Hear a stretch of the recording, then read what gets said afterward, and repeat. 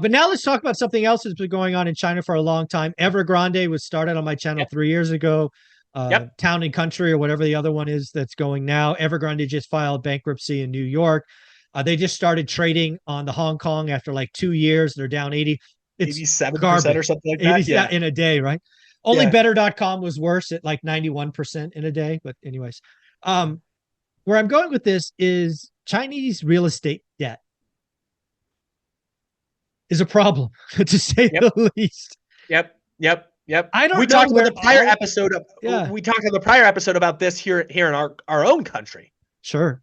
But with Chinese debt, a lot of that is, in my understanding, please correct me if I'm wrong, is nationalized, meaning it exists in the Chinese ecosystem somewhere. It's not like, mom and dad have a Chinese bond that they're collecting 8% on in the US. But a Correct. lot of the real estate debt, I think, based on my fair amount of research, exists in China.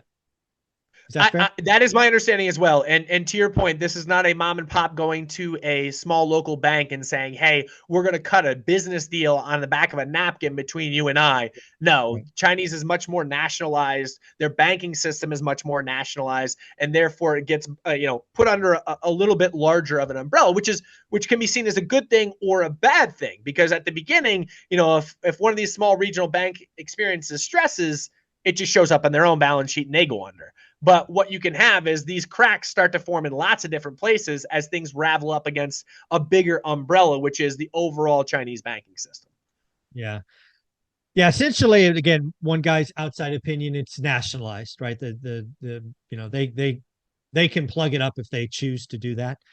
So I don't think there's a lot of bad debt. Maybe some of it exists on Wall Street, some in some insurance companies, but it's probably a relatively small percentage of direct impact of losses. I do know that some of their debt is dollarized, right? So it's not in yuan, it's in dollars. That debt could be a problem, right? They're already not paying those coupons. So there's going to be some pain felt there. So whoever owns the dollarized bonds, I think will feel some pain.